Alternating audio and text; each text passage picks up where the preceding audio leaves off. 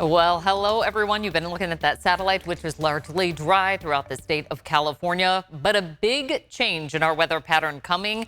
I'm ABC 10 Chief Meteorologist Monica Woods with a look at our long duration wet pattern heading our way. We're going to be breaking it all down because this is going to be quite a long change as well as a welcome change, a needed change at that. Maybe not welcome because of the timing, because it starts up on Friday evening, will take us all the way into our weekend forecast and beyond, with the impacts being rain and snow. Planning for changes in that forecast, including perhaps altering some weekend plans or some driving plans over this year, because you can it can get pretty gnarly, especially when we're expecting snow. We've got our whole weather playlist, by the way, on this ABC 10 streaming app. You can see the extended forecast, explainers, weather and climate specials, including our Emmy award-winning special called Water Wasted. You want to check it out there on ABC 10 Plus. Make sure you download it wherever you download apps for free. On Roku, Fire TV, Apple TV. It's live, local, always on, and many of our smart TVs now have that app available as well. Tracking the changes, we have been stuck under this ridge of high pressure, bringing dry weather throughout much of the state throughout the course of January. We're going to be talking about how that has played into some dangerous conditions for the state, what that means for the water year, and what's ahead as we start to see some pulses of moisture coming through. Now, we had this low come through over earlier this week and the weekend. That brought a decent amount of rain for Southern California, at least comparatively speaking to this dry year that they've had. Unfortunately, it did come at the expense of some mudslides as well due to the burn scars there. Our high pressure ridge is going to take a break from our active weather pattern. Rain and snow on the move. Our low pressure system kind of driving in that moisture from the Pacific, but don't take your eyes away from that high. Because of the position, there's still some uncertainty on where the rain will fall, if it will be rain or snow, and what the temperatures are going to look like. So let's take a look at those temperatures, and you can see the departure from normal. We see a pretty good batch of warm air trying to press its way northward. This is the same time frame that we're looking at that moisture moving inland, which could result in a higher snow level. Would be better certainly for travel, not better for the snowpack. This is a really important time to build that snowpack so that we can meter that snow melt off slowly to fill our reservoirs. If it comes in the form of rain, it just becomes runoff, and water managers have to store it because it's coming down the hill at a pretty good clip. You don't want flooding dangers down the hill into the valley where we see the lowest elevations, and that water would accumulate. So we need to be real careful on how that water is managed this time of year when we see these warm storms coming through. But again, it's all going to be dependent on where that high pressure ridge is. So let's take a look at the European model. It has a slightly tighter grid to it, meaning we get a little bit more precision with this model data. And for this particular one, on Friday morning for the commute, it looks like it will be riding just up to the north of that I-80 line, including the Tahoe Basin. This would be a fairly decent time as it stands right now on this Tuesday to head up the hill on Friday to kind of get a jump on any travel. If you're headed northbound on I-5, you're going to encounter not only rain along I-5, but once you get up towards Shasta, that will be snow. Again, the way that things stand right now, we're still in that colder pocket of air on the leading edge of this weather system coming in as it interacts with a colder pulse of a weather system to the north of us. So we're kind of in that perfect zone, if you will. Mountain snow, valley rain. But this is going to be shifting as we move our way through our Friday. Now, we'll still see the opportunity of some Sierra snow, mostly along I-80, which happens to be where most of those trucks are coming through. There'll likely be some holds, some travel delays on Friday evening as we head into the end of our work week here. So coming in on I-80 or outbound on I-80 over the passes, at least for Donner Pass, may be a little bit tenuous just because of where the position of that cold air is. But right behind it, we have some warmth that's going to be building in, and that's going to dramatically change things. The evening commute, a little bit sloppy north of I-80, along I-5, along the northwest coast here in the North Bay area. And then as we move our way through the evening into early Saturday morning, what you'll notice is these contours start to change. So we're not so much seeing a widespread snow event in the Sierra. We'll start to see a mix along I-80. Highway 50 Still seeing some snow Saturday morning, but we're starting to see that warmer air come into play with this weather system. This is also going to increase the moisture. Warmer air can hold more moisture, meaning when we get an active weather pattern, the warmer air, it tends to result in higher precipitation totals, with most of that falling well north of San Francisco, but near Fort Bragg up towards Eureka, which was harder hit. If you remember those November storms, those were big atmospheric rivers that came through. One in particular was a pretty good atmospheric river, and it was a long duration event, which resulted in some big rain totals, got us off to the water year with an incredible start. And then January hit, and that's why we're talking about how nice it is to see this precipitation coming in as we're wrapping up January, heading into February. Okay, fast forward into Saturday afternoon. Look at how this has changed here. We start to see the precipitation dropping a little bit more into the northern San Joaquin Valley, more towards the Bay Area. And then through that 80-50 corridor, no longer do we see the white and kind of the light purplish color indicating the snow. Now we're looking at rain. And most of that snow is confined to the very highest elevations in the Central Sierra. So Mammoth will get some pretty decent snow. Kirkwood getting some decent snow, but everything north of that is going to be kind of a sloppy mix until you get to the very highest elevations and some of the higher slopes there if you're a skier or a snowboarder. On Saturday evening, we see almost an entire rain event for the Sierra. Now, I will add a little bit of a pause here to just say, at least we're not getting a huge snow event on the early side of this, followed by a warmer event. That can be catastrophic and has proved catastrophic in the 80s and 90s when we had huge flood events due to kind of that cycle of cold, huge snowpack, and then this warm atmospheric river comes in. So we're getting the rain on the front end of this. And it does appear on the back end we will get some snow. So kind of playing out like we saw in November as well. But again, even along northbound on I-5 where we had snow on that Friday, now we're seeing rain. But that line just really wants to hug that I-80 line northward for the biggest totals here. So I'll put this out as a preliminary. This is going to change. Bottom line, this is going to change. We're looking all the way out to Sunday. Here we are on Tuesday. Once we get into that Thursday, Friday timeframe, we'll have a much better indication of how much snow we're going to get. But right now, this is just going to broad brush it at about 1 to, say, 8 inches of snow. Some of the higher elevations at about 10 inches of snow in that Tahoe Basin. We look at the rainfall totals, and these are going to be more impressive just based on the nature of what the weather models are indicating. We're going to see a warmer storm come in, holding more moisture, giving us higher precipitation values. And that will come in closer to about 1/4 of an inch to almost about 1/2 an inch of rain once we get to Sacramento. As I mentioned, the rain line kind of running right north of I-80. So we get to Yuba City, and it's a much bigger number at 1.5 inches. Colusa, over 1 inch of rain. Oroville, almost 3 inches of rain. Nevada City, same scenario, about 2.7 inches of rain. This is going to be a multi-day total, not just one day alone. Again, preliminary, just kind of putting it out there. This is what we're tracking behind the scenes. Wanted to at least show you where we're starting, and then by Thursday, Friday, we'll see where we end up, right? Okay, here's a look at our January rundown of precipitation, and it has been slim pickings. We have to go all the way back to January 3rd, right after the new year. Only 0.3 inches of rain. So that's all we put in the rain bucket for the month of January, despite the fact we saw a few light showers come through over the weekend. Didn't total anything. So officially, this is where we stand right now. Our average should be closing in on almost 4 inches of rain for the month. And you can see the precipitation tracker.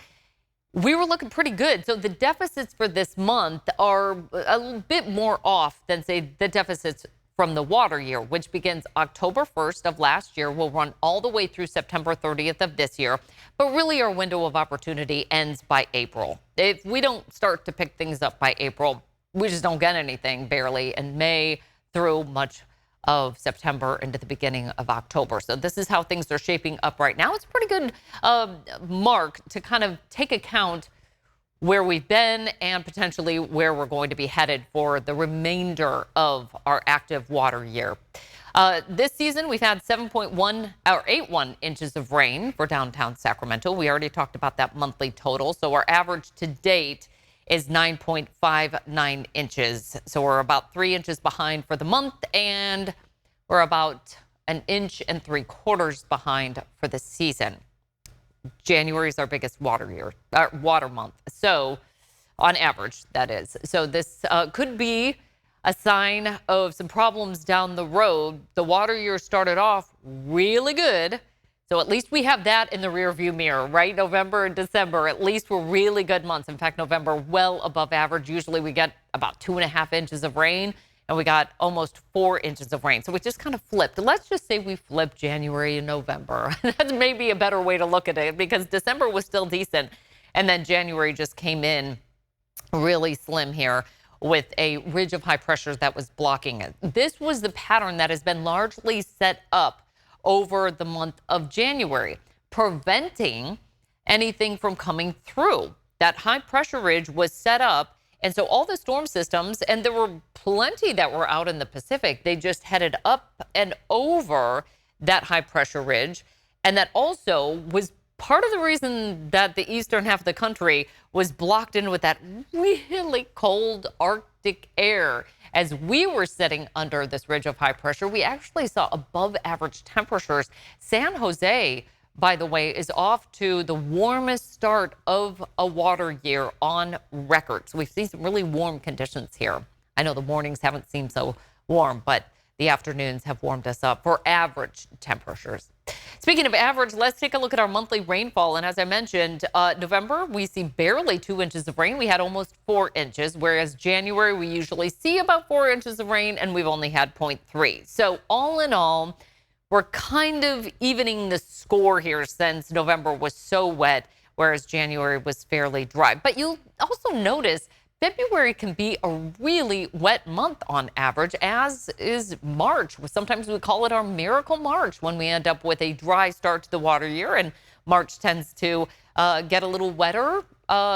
We call that a miracle March. We say, hey, we're picking up some steam here. And then we start to see things dwindle, certainly towards the end of our spring season. By May and June, things pretty much are done for bringing us precipitation in California. That was the downtown Sacramento averages, by the way. Statewide, here's a look at our rundown. And this is as of today. So we're looking at some pretty decent numbers when you just look at sheer numbers. And I will say Los Angeles with 0.97 inches, that's better than what we had been seeing at 0.03 before that low pressure system came in. So that's what got us off to this very dry start to the water year, the driest for many areas since record keeping began. Our departure from normal, unfortunately, these numbers continue to grow. Most of the state now below average. Redding and Eureka remain the outliers. They are still above average. And I'll tell you what, we're going to pick up big time in the northwest coast of California, just based on what the models are saying for this run of atmospheric rivers coming through. For downtown Sacramento, we're off to our 8th driest start to January here, with the top 5 driest. With the rundown, 2015, for the month of January, we had 0.01 inches of rain. And many of us remember just a couple of years ago here, 3 years ago, we only had 5/100ths of an inch of rain. Most of the numbers here, as you'll notice in the top 5, are since 2010 that we've had dry Januaries. Something to keep in mind, just the 2 outliers there, 2007 and 1889. We do tend to get a dry stretch in the winter months. We just don't like to see them prolonged. The longest that we had was actually in that year of 2022, when we had our second driest January. Started January 8th, lasted through March 14th, where we had no measurable precipitation, and that was 66 days.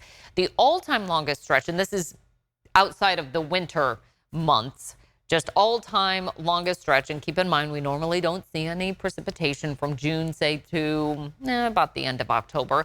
194 days, that was in 1880, from May 13th to November 22nd. So we have seen some very significant dry stretches. Unfortunately, that can lead to prolonged drought periods as well.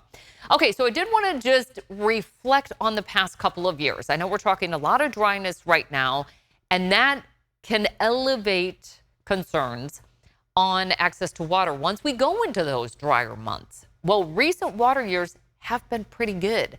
We dug out a drought in 1 year alone in 2022-23, that water year. We were well above average. Last year, I know it shows below average, but you'll notice downtown Sacramento, our average is 19.20 inches of rain. We were at 18. So all things considered, given that the previous year was so well above average, we did pretty well. And there was a lot of storage going on as well. And things have really changed in terms of our water storage in California.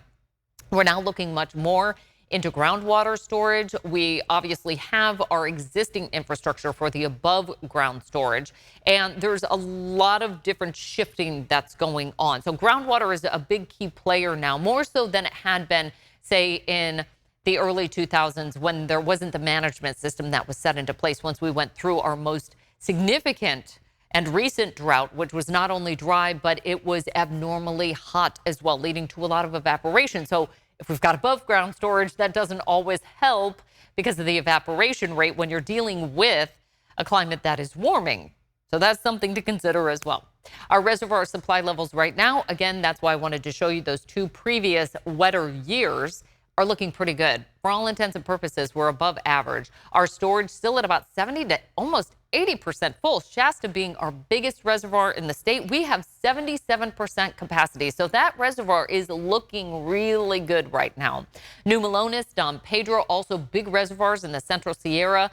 At least the storage for that snowpack and melt is about 70 to almost 80% full. Millerton on the lower side. The Southern Sierra hasn't really benefited as much from the recent snowfall that we've had this water year. So this is the rundown of that snow water equivalent.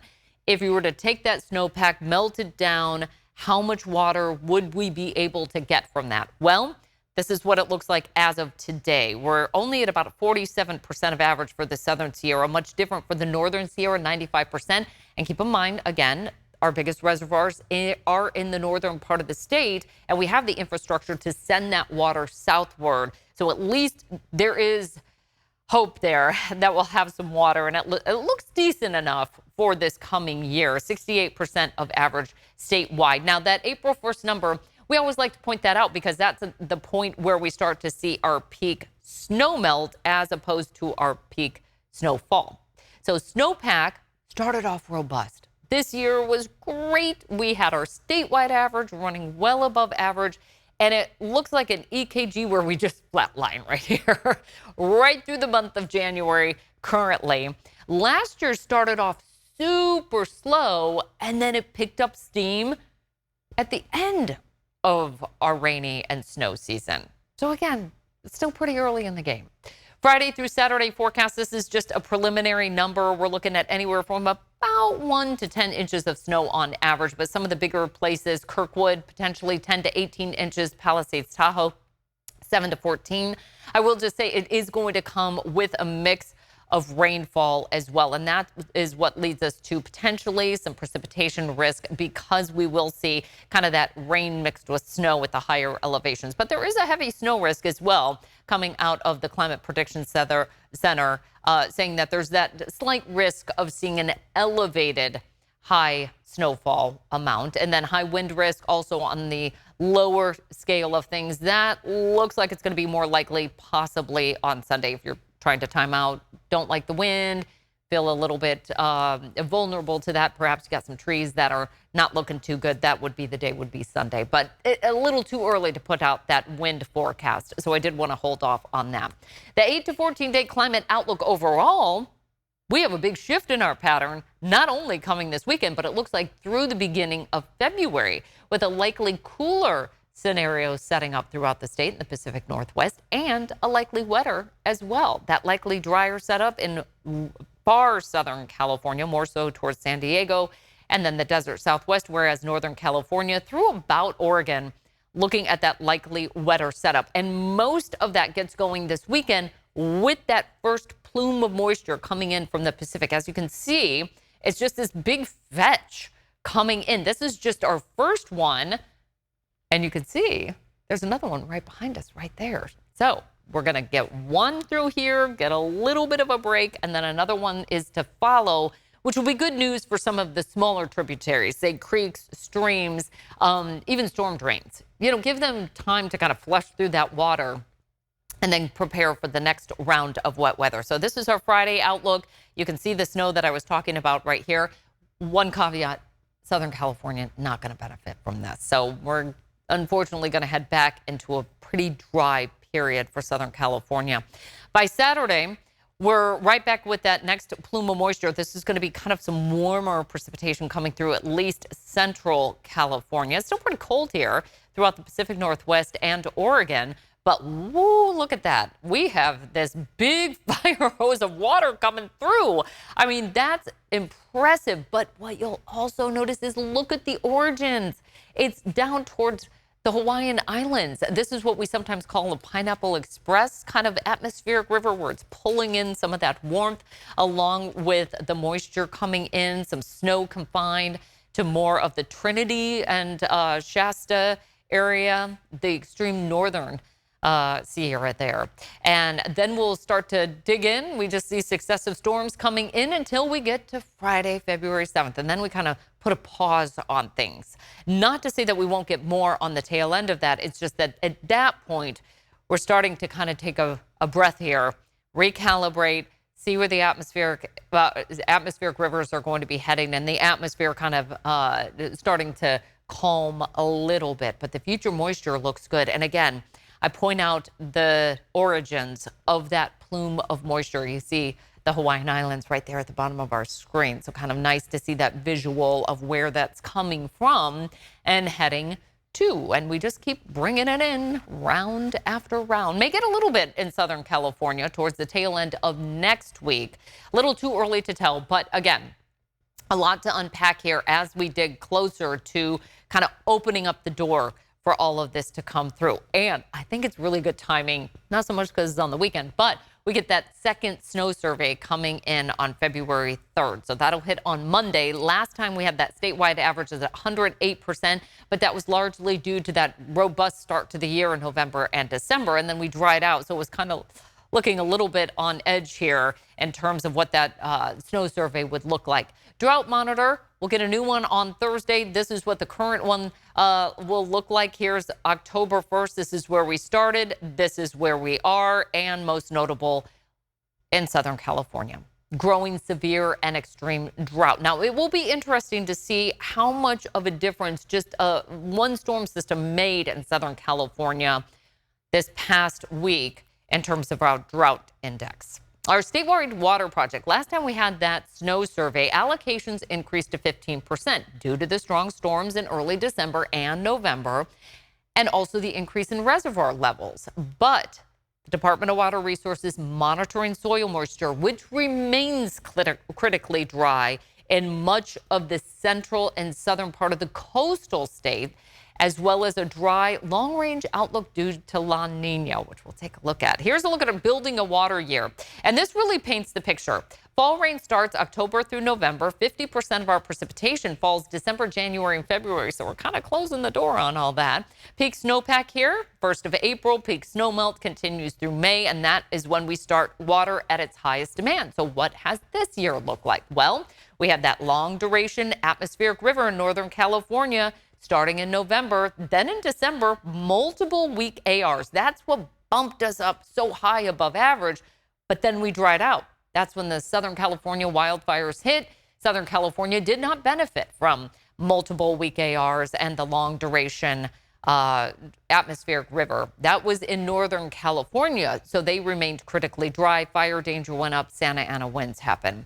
Here's a look at our water conveyance system. I did want to show this map. I show this periodically just to show how complex it is. It is truly, I'm still learning about it. Honestly, I've been here over 20 years, and I'm still learning every day a little bit more intricacy about not only how many reservoirs are in the state, but how they're operated, who they operate for, and who owns them.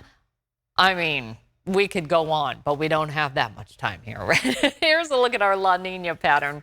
And this is what we've largely been seeing. Now, this is just a kind of what is the average for a La Nina pattern. We're still in kind of that weak period and expected to be there through the end of March.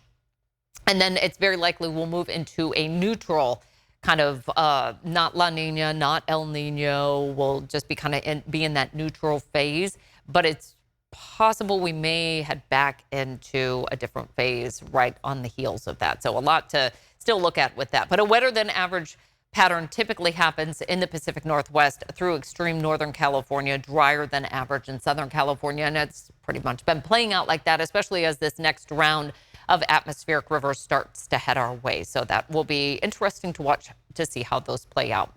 Looking at just breaking down kind of the regional forecast and how much of a difference we're going to see by the time we get into Friday. If you are planning mountain travel, dry Wednesday and Thursday. Those highs will be in the 40s, morning lows in the teens. Bundle up if you're headed up to the high country. Plan to get in on some of that midweek skiing and snowboarding. There's still plenty of snow up there, by the way, and you could get a deal on some hotels and some ski lift tickets.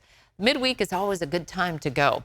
Once we get into the weekend, it's going to be dicey. We're going to see lots of changes with snow level up and down the pass level. As far as the conditions at the lower elevations, it's going to be probably quite a bit sloppy, especially for the lower runs. And then by Sunday, we're going to incorporate some winds. Again, we'll be updating you on how that looks for the Sierra, but it does look like we're going to get some pretty decent winds in the Sierra on Sunday. Looking at the foothills, it's going to be a rain event. This is not going to be a low snow elevation event at all, despite the fact we've been seeing those cold morning lows in the 30s to near 40. We start to pull in some of that warmth here by Sunday. Highs are in the upper 50s. For the foothills. That's a warm rain.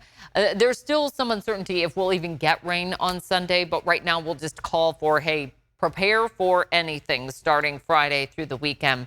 Highs will stay in the 50s and low 60s here for the coast. We'll see some patchy fog on Thursday, and then the leading edge of that weather system starts to pull through on Friday, largely north of the Bay Area. But we'll still see a few sprinkles in the forecast there into our Saturday and even into our Sunday as well. Looking at our 3-day forecast, if you need to get some stuff done, some grocery shopping, things you just don't want to be dodging raindrops for them, maybe Wednesday and Thursday, if you can get a chance to do that.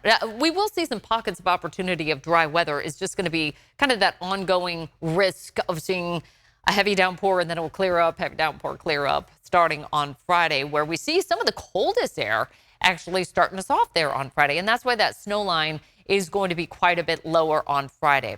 Once we get into the weekend forecast, look how dramatically these temperatures start to change. Some areas will be in the mid to even upper 60s on Sunday.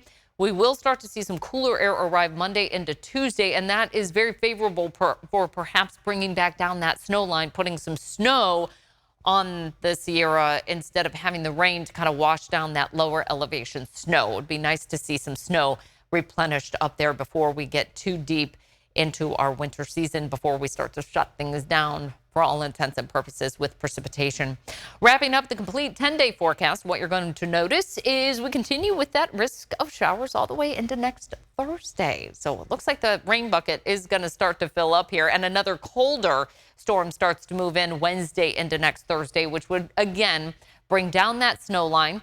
Bigger problems with travel through the Sierra, but also very beneficial for bringing up the snowpack, eventually snow melt into our reservoirs, feeding the state with the water that we'll need through the dry months. All right, that was a lot, I know. But again, this is a big pattern shift for us. We are going to be keeping you posted on ABC 10 Plus. That's our streaming app, as well as these extended forecasts wherever you stream, and also on abc10.com and on air. So I hope you have a good rest of the day and stay dry out there as we start off our Friday into the weekend.